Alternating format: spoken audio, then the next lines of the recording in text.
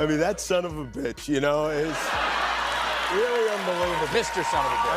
I mean, Mr. Son of a bitch. His royal, yes, yeah, no, I never imagined that we'd ever have a president like this, and I hope we don't ever have another president like this again. I mean,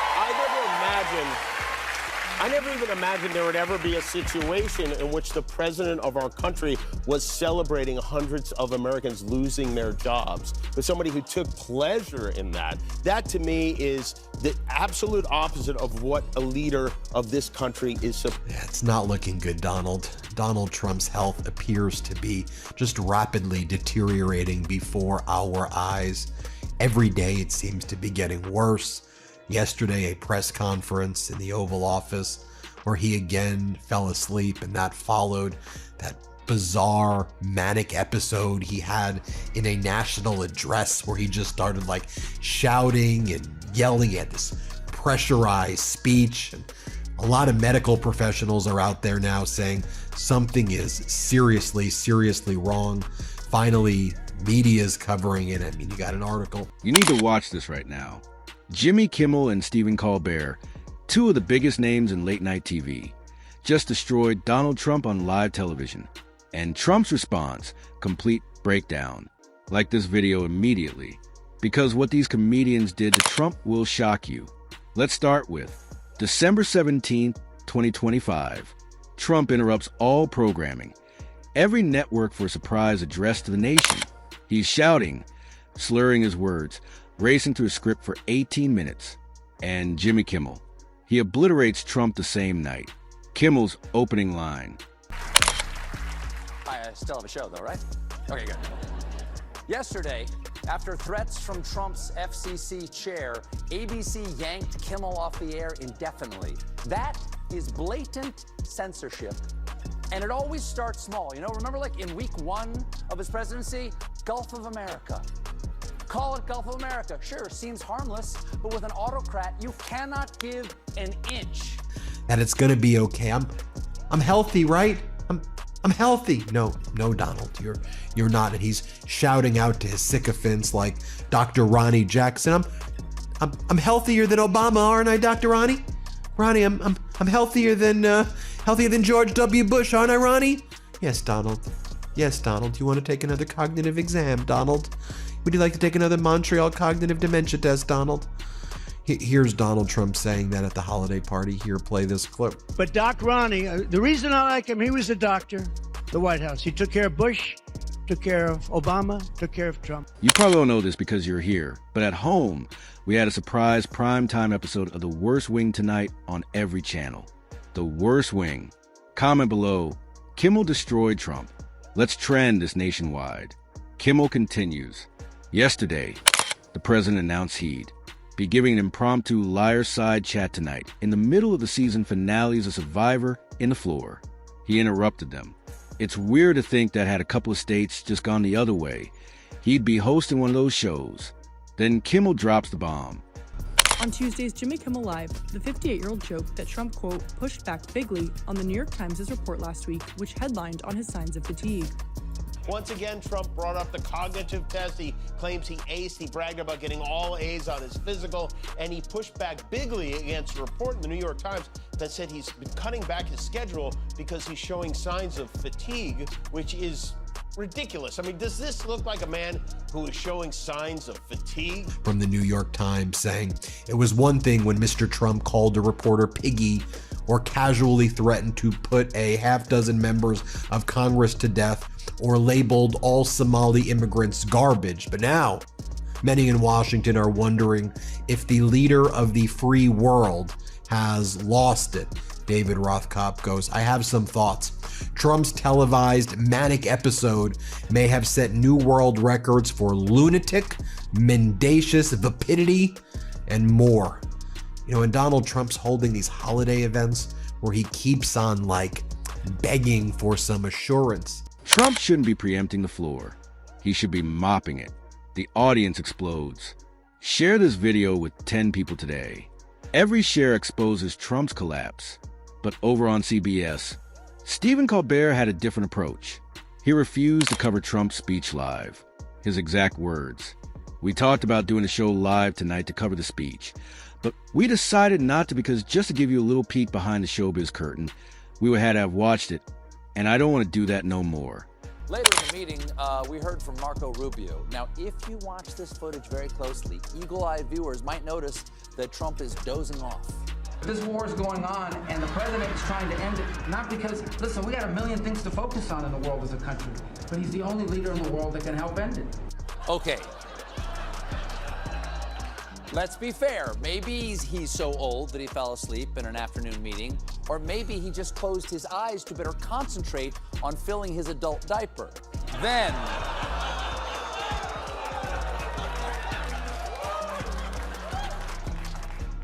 Then he fell asleep. Toasty. And the fake news right over here, they said to him, "Doctor, could we ask you a question?" "Yes, what would you like?" "Who's the healthiest, Bush, Obama, or Trump?" He said, "There's not even a contest. By far, the healthiest is President Donald J. Trump." I said, "I love that guy. That guy is great." I'm sure that Bush and Obama don't feel the same way, but who the hell cares, right? But I want to thank you, Ronnie. You've been great in every way, and you've been a great congressman, and you're not a congressman that I had to call. I never had to call you at 2 a.m. to get your vote, did I, huh? Now, folks, a very well-respected doctor. I don't want to do that no more. Colbert is done with Trump. Like this video now. Subscribe. Hit the bell. Let's make this go viral. Colbert called Trump's speech Old Grandpa Ramblepants Sundown Jamboree. He joked about Survivor getting interrupted. Wait, unless that's a final challenge. Survivors, you endure starvation, extreme heat, and poisonous snakes. But for your final challenge, you must listen to a bitter old man talk about a ballroom. An artist, he paints his whole face orange every day. No one's saying Trump is an artist. This isn't exactly a Norman Rockwell. No one is hanging this in a museum. Their other proof he didn't do it is the signature. They say it doesn't look like his signature. It sure does to me. Especially when you compare it to other Trump signatures from that era. They're almost exactly the same. They all end with a long D, which I can only assume is Trump overcompensating for a small D. Cardiologist by the name of Dr. Jonathan Reiner. Again, he's a professor of medicine, surgery, interventional cardiologist. He's Dick Cheney's cardiologist. I mean, this guy knows his stuff. During Donald Trump's manic speech, the national address that left Americans horrified, Dr. Reiner said no one should be happy to see a president like this. He looks unwell. I'm seriously concerned about the health of this guy. The pace of this address is absolutely manic. We're seeing so many headlines like this today. This from The Guardian. What's going on with Donald Trump's health? And a bitter old man talking about a ballroom. Old man talking. Because that's all Trump talked about, his $400 million White House ballroom. Colbert mocked him relentlessly. And because air was passing through Trump's windpipe, he brought up his stupid ballroom. Stupid. Ballroom. Comment. Colbert is right. Show your support for free speech. December 18th, 2025. The destruction continues. Trump unveils new plaques at the White House Presidential Walk of Fame. Biden's plaque says he was by far the worst president in American history. You cannot give an inch. And if ABC thinks... If ABC thinks that this is going to satisfy the regime, they are woefully naive. And clearly, they've never read the children's book, If You Give a Mouse a Kimmel. and to Jimmy, just let me say, I stand with you and your staff 100%. And also, you couldn't let me enjoy this for like 1 week. Just come on. I mean, if you could sleep through that voice, you are tired. You are fatigued.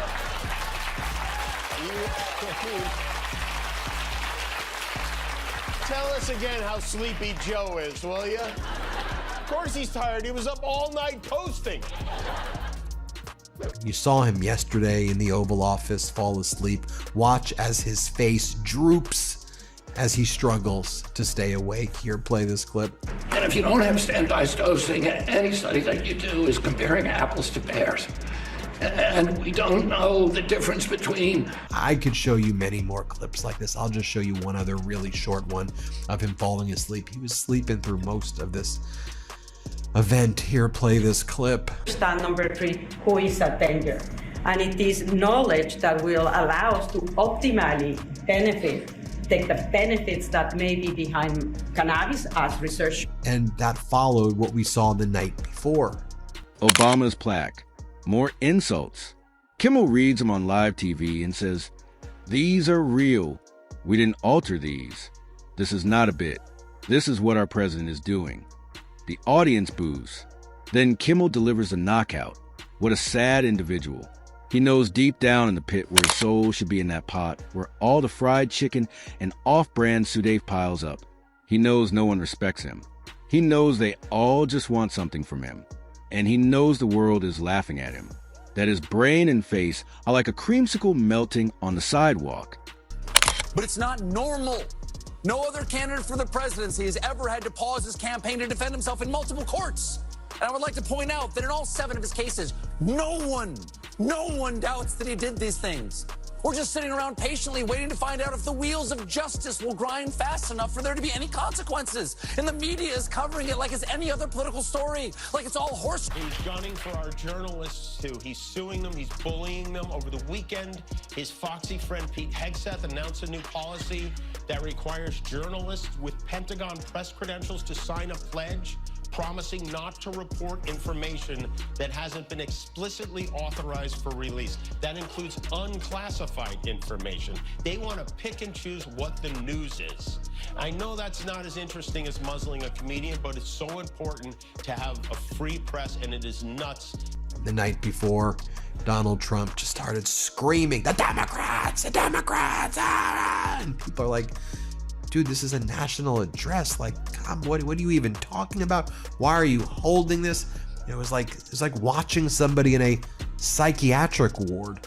Here, just take a look over here. Let's play it. And you see that now in the steep increase in premiums being demanded by the Democrats, and they are demanding those increases, and it's their fault. It is not the Republicans' fault. It's the Democrats' fault. And let me show you, Dr. Reiner was on CNN with Jake Tapper yesterday. A creamsicle melting on the sidewalk. Share this everywhere. Facebook, Twitter, TikTok, Instagram. Make it viral. Kimmel ends with, "It takes a special kind of lunatic to get his insults cast in bronze. Can we please put this man in a home before he completely destroys the one he's in now?" Meanwhile, Colbert learned breaking news just before taping his show. Trump renamed the Kennedy Center. It's now called the Donald J. Trump and the John F. Kennedy Memorial Center for Performing Arts. Well, folks, I consider myself a deep spiritual thinker. I frequently ponder the age-old questions like, why do bad things happen to good people? And why do good things ever happen to Donald Trump? Yesterday, the Trump Media and Technology Group, or HPV. Here's what he said. So he's done this several times now in the last few weeks. He's fallen asleep in a crowded Oval Office, and he's also fallen asleep at cabinet meetings with people talking directly to him. And that's what's called increased daytime somnolence. And there are a lot of things that can do that. Sometimes people with sleep apnea, people who wake up many times during the night and don't get restorative sleep, have that. That's treated typically with CPAP mask. We've never been told the president has sleep apnea. But it's jarring to see the president go from basically asleep. The audience erupts in boos when Colbert announces it. Colbert's response: he can't have his name on a memorial. He's alive, or so his doctors claim. Then Colbert drops this. So buckle up, America. Before this is over, he's going to rub his balls on everything. Why not just replace the Liberty Bell with Trump? I mean, he's at a bigger crack. He's going to rub his balls on everything. Like this video. December 19th, 2025. The Epstein Files deadline. Colbert said, "It's Epstein Files Eve. Don't forget to leave Santa some cookies and a barf bag." With Jimmy Kimmel Live, the 58-year-old joked that Trump, quote, pushed back bigly on the New York Times' report last week, which headlined on his signs of fatigue. Once again, Trump brought up the cognitive test. He claims he aced. He bragged about getting all A's on his physical, and he pushed back bigly against a report in the New York Times that said he's been cutting back his schedule because he's showing signs of fatigue, which is ridiculous. I mean, does this look like a man who is showing signs of fatigue? In the Oval Office to, really this rapid fire pace, during basically a 30-minute speech that he gave in 18 minutes. It was, and again, what I said last night is no one should be happy to see that. Certainly his supporters shouldn't have been happy to see him so sort of loud and almost out of control. And his detractors should not be happy to see him. The president of the United States should be well, but there've been a lot of health issues. He has the chronic bruise. He had swollen ankles. He's had these mysterious scans. He predicted the Epstein dump will be the end of the road for Donald Trump. And on December 19th, Colbert released a brutal animated Christmas video narrated by Nick Offerman. It shows Trump as King Jagbag. Offerman describes Trump. No into that fellow was nice, kind, or thankful, from his weird, rotting hand to his large, swollen cankles. Paramount paid Donald Trump a $16 million settlement over his 60 Minutes lawsuit. As someone who has always been a proud employee of this network, I'm offended. And I don't know if anything will ever repair my trust in this company. But just taking a stab at it, I'd say $16 million would help. This settlement. We mentioned the daytime somnolence and then last night's speech. So I think all of this raises realistic concerns about the health of the president. And it would be great if the White House was a little bit more forthcoming about that. I can't be the only person who had concerns after watching him last night. You weren't. Here's more from Dr. Reiner right here, renowned cardiologist. Here, let's play this clip. Well, it wasn't the content. I thought the content was just standard fare that we've become accustomed to, but it was the way it was delivered. It was delivered in with a manic cadence, almost a frantic cadence. In the cartoon, Trump sends ice to the North Pole, destroys Santa's workshop to build a new ballroom, and throws Santa into alligator Alcatraz.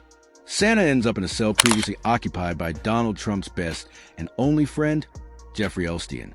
Jeffrey Epstein comment, Colbert destroyed Trump. Let's make this the top comment. Now, here's where Trump loses it because Trump has been obsessed with destroying Kimmel and Colbert. For our journalists too. He's suing them, he's bullying them. Over the weekend, his foxy friend Pete Hegseth announced a new policy that requires journalists with Pentagon press credentials to sign a pledge promising not to report information that hasn't been explicitly authorized for release. That includes unclassified information. They want to pick and choose what the news is. I know that's not as interesting as muzzling a comedian, but it's so important to have a free press, and it is nuts that we aren't paying more attention to it.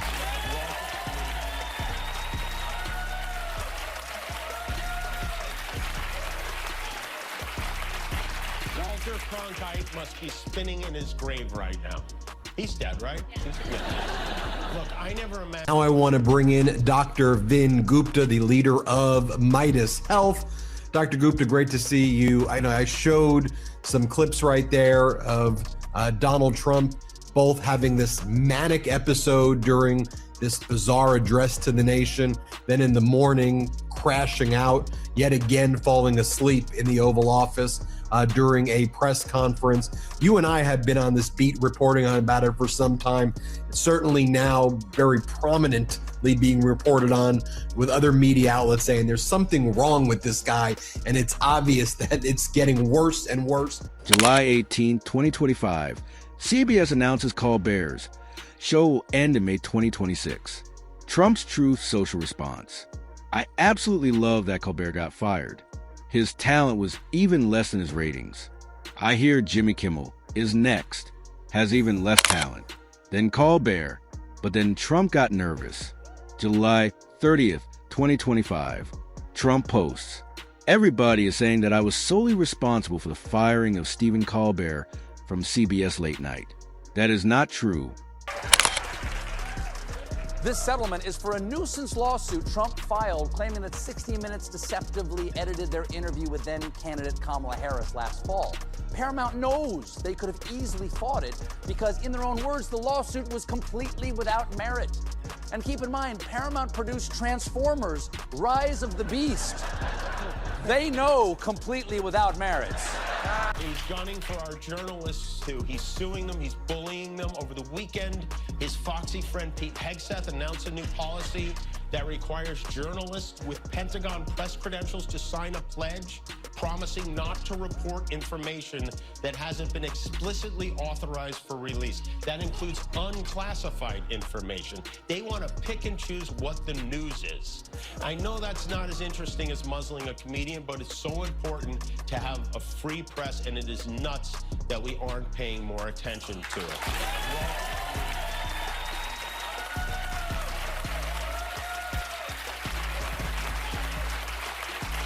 Walter Cronkite must be spinning in his grave right now.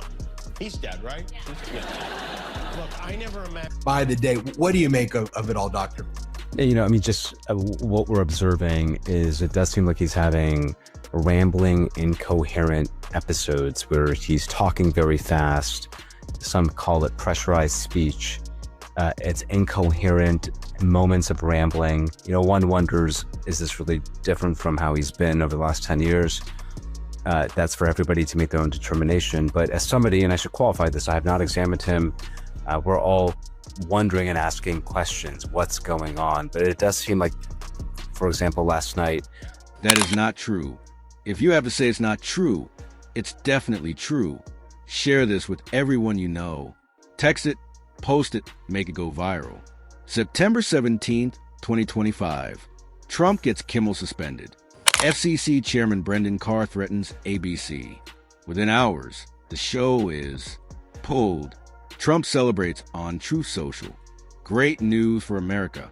The ratings challenge Jimmy Kimmel's show is canceled. Congratulations to ABC for finally having the courage to do what had to be done. Kimmel has zero talent.